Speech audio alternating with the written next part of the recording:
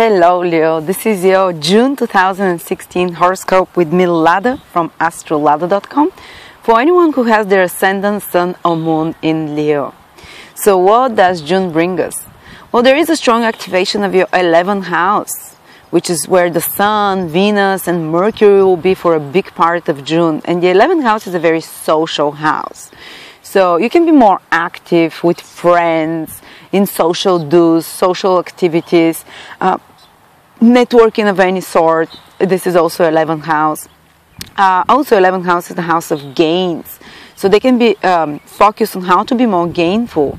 And actually it can escalate, especially the first 2 weeks, because those planets in your 11th house become part of a grand square, which is like the planets are situated on a cross in the sky, and they're triggering your 11th house and other houses as well, which is the 5th, the 11th, the 2nd and the 8th houses. And they're considered also financial houses. You know, the 11th house is gains, the 2nd is your money, how you manage it. The 8th house is other people's resources and access to other people's resources, how you receive and how you give, what you receive from others as well. You know, and the 11th house is the appreciation you receive from others, because gainfulness is what? When you're appreciated for what you do, you're rewarded, whether it's monetarily or through some kind of a acknowledgement of some sort. So this is the house of some kind of a title or honor or award. So these matters become important, and they might be the first 2 weeks when the planets are in a grand square in those financial houses. I would advise you not to make big financial risks, because the planets are tense. They will create more complications. But at the same time, you definitely will be asked to re-examine your financial situations. You'll be asked to change something there, because grand squares are about spinning the wheel of fortune. Because, like, you see, when you put a circle around, it's kind of like a square wheel, like a square that is formed, that can spin your circumstances in that area. And so don't take big risks financially. There might be certain expenses that come to you because your 2nd house is triggered. There might be certain expenses that come to you through loved ones. 5th house is triggered.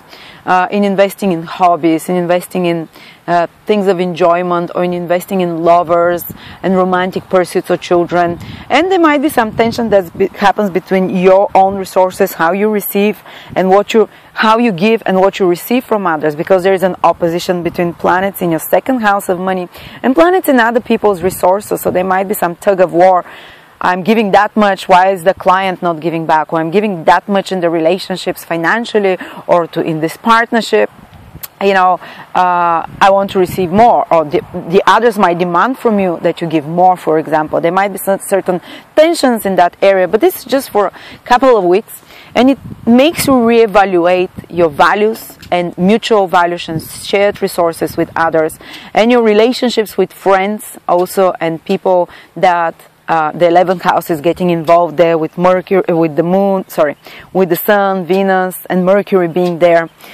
So there can be a bit of a tug of war again between the 5th and 11th house, which is there is an opposition of what you put creatively, the 5th house, and what you receive as recognition from others, where you've put your heart and soul into, which is the 5th house, with passion and dedication for something. It might be lovers, it's children, usually the 5th house rules all those things, your own business. And the 11th house is how do you get appreciated for this love that you give, for this passion that you give to romantic interest, to children, to your own business if you have such, or your own creative pursuits and hobbies. And the 11th house is the recognition you receive from others from those things. So there can be certain reevaluation of such matters, a war of a tug of war, as they say. But you know, by the 2nd week of June and towards the end of June, you'd have changed something, because the grand square creates material manifestations according to Vedic astrology. When planets are situated at angles from each other, this is when they push us to act the most. And your values will change, your financial circumstances can change, and you can have definitely an active role in making that happen. Your long-term goals, the 11th house, can change in some way, and friendships as well, and your gainfulness in life overall, and relationship based on mutual benefit might create some tension, but it can be smoothed out with creative approach again. And after that, you would have more equal give and take, more equal and more balanced way of doing your finances overall and following your long-term goals, the 11th house. There's so many houses involved here with so many different things. That's why when there's a grand cross, we kind of get activated.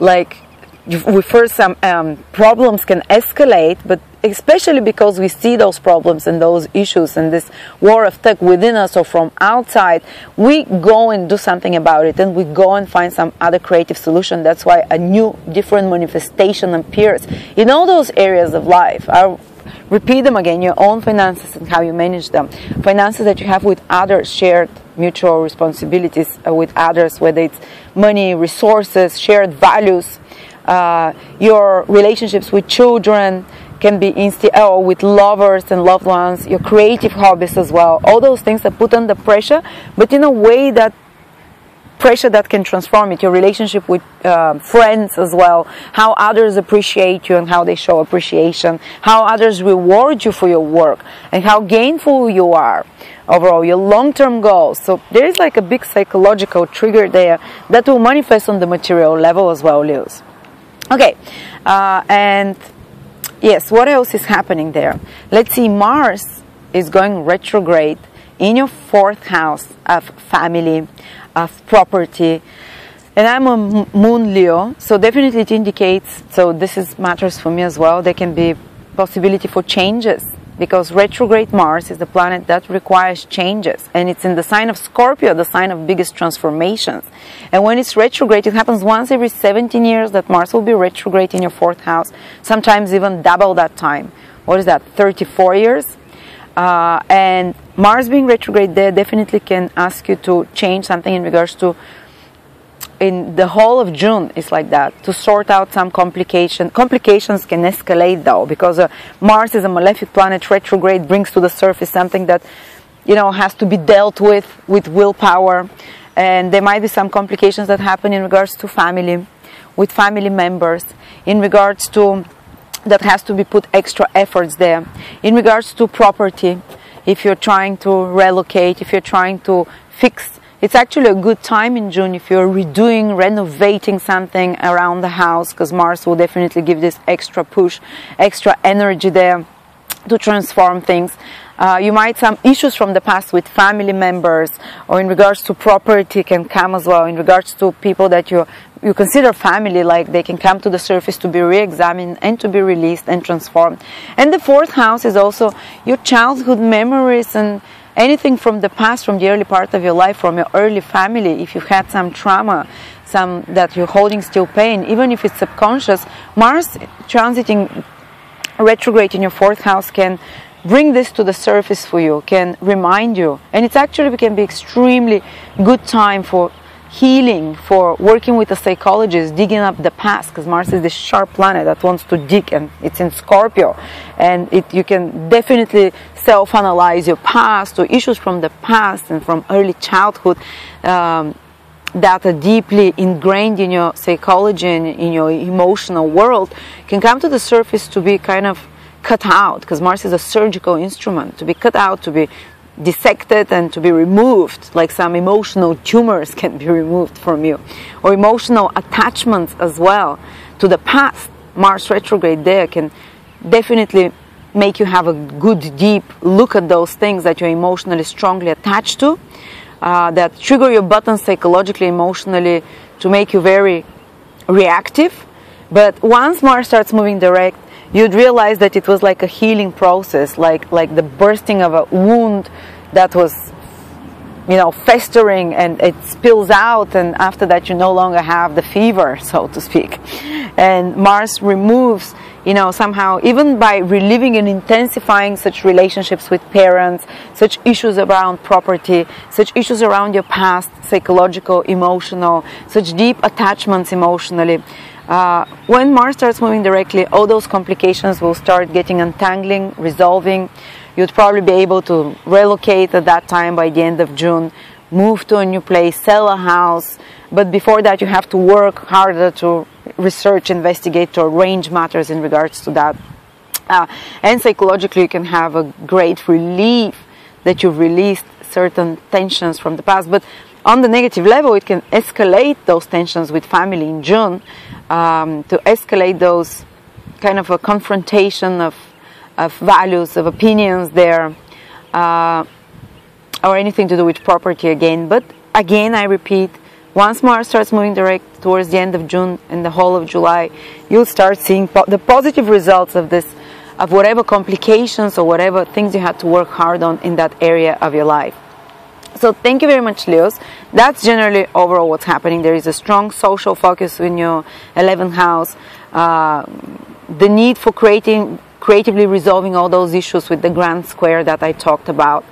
And the opportunity to spin the wheel of fortune in regards to all those material issues, all those goals, long-term goals and dreams, relationships with friends, with lovers and children. And Mars retrograde is there for your family, basically family, personal life, restructuring, changing, cutting out what's no longer needed, relieving the burden. So by July you'd feel lighter emotionally, you'll feel more rejuvenated emotionally, even if in June was more intense. So thank you very much. Subscribe to my channel, follow me on Facebook, my web page there. My page is called Astrolada. I do free readings for people who win them, and my psychics and astrologers also give free readings there. They're amazing. I personally get my horoscopes done with some of the astrologers there as well, and I get readings with them. You know, even we astrologers need counseling sometimes.